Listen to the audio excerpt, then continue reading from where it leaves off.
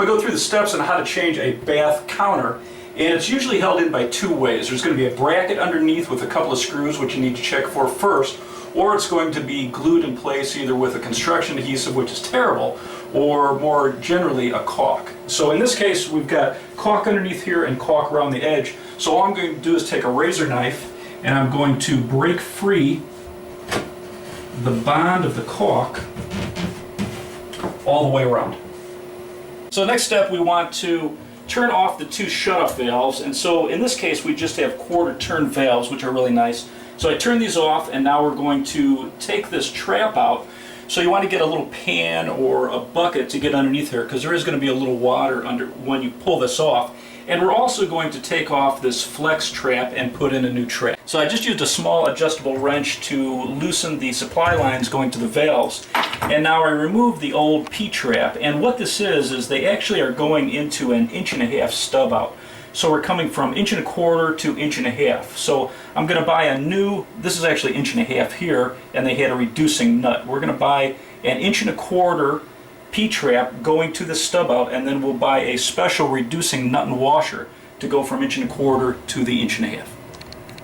To break the bond between the caulk and the top here, you can either use a pull and pry bar and slowly work this way all the way around, or I like to use a scraper and a hammer and just work it in all the way around and break the bond of the caulk that's holding it. And then once we have this loose, all we have to do is grab hold and remove the whole top. So now I'm just going to remove the supply lines from the faucet, and I'm just going to use an adjustable wrench, and then with channel locks I'm going to remove the pop-up, loosening the nut here, and I'm also going to have to loosen the perforated strap on the knob here.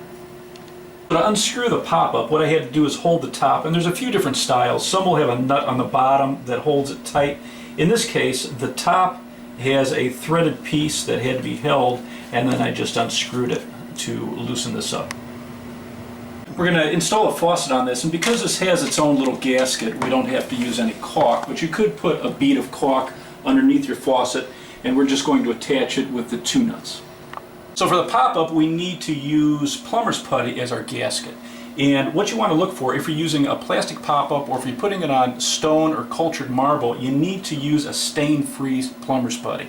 If you use a regular plumber's putty, it'll stain it and it'll also shorten the life of the plastic.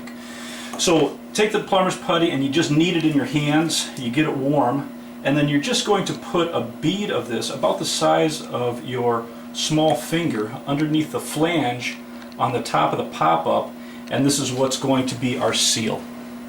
For this style pop-up, what it has is an adjustable nut here with a rubber gasket, and this flange is going to go on the top of the counter. And so we're going to put this together like this, and then once it's in place we'll screw up this nut to tighten it. So the flange will go on the top of the sink, and we're just going to screw this in, and then once it's tight we'll tighten up that nut.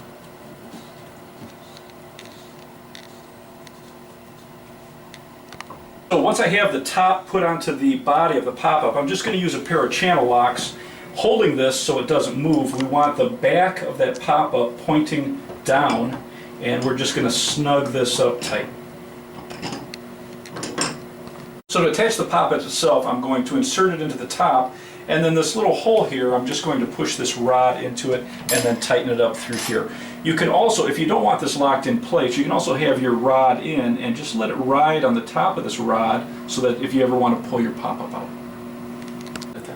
So now we'll just take this perforated strap and connect it to the rod and to the knob that pulls this up and down. So I'm going to attach the supply lines while we still have the faucet free like this, and instead of Teflon tape I'm just going to use a little thread compound, and we're going to wipe this on the male threads, and this is going to keep the connection from leaking. You can use Teflon tape, but if you wrap it the wrong way or you don't wrap enough on there, it can leak. So this is kind of goof proof. So now to put the top back on, I'm going to put a bead of tub and tile caulk, and I like something with a mildewcite in it, and we'll just put a thin bead all the way around, and then this is what we're going to set our top into. So now we're just going to take the top, and if you're working by yourself, it's easy just to grab the faucet itself and the front end of the top, and we're just going to set it in that bead of caulk. And then we'll have to do a little caulking around here and then a little touch-up paint, but now we'll attach the undersink. So now I'm just going to take an adjustable wrench and connect the two supply lines to the valves. So on the trap for the sink, what we're going to use is a slip joint, and on the top you need a washer. This is a nylon washer with a beveled edge, which we're going to put down, and the nut sets on it like this. What's unique about the wall tube is that it has a built-in washer, so we don't have to put any washer on here. And that's one mistake many people make, is they try to push an extra washer on here. So we just take the wall tube, we put it on, we slip the nut on, and that's all there is to this. And now for the connection between this 1.25" wall tube and this 1.5" stub out, we're using a special reducing nut. So this is 1.5", and it has a special washer that's going to reduce it down to 1.25". And the one thing I always like to do, this is a metal thread on this stub out, so I always use a metal nut on metal thread, and then anywhere there's plastic we use a plastic nut for plastic thread.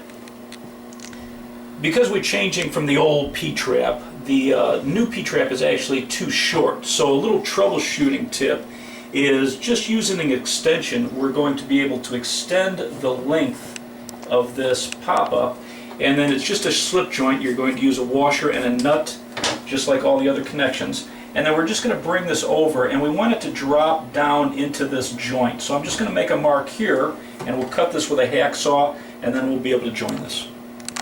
Now that I've cut my extension to size, I'm going to put my nut and my washer on first, making sure the beveled edge is pointing down, and then we're just going to slip in the extension and tighten that up. What's nice about the plastic is it just tightens by hand.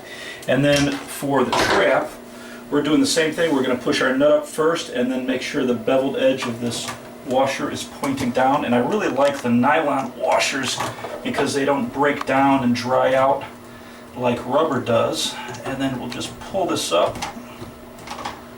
so that they match, and we'll just tighten these down by hand, and that's all there is to connecting the undersink.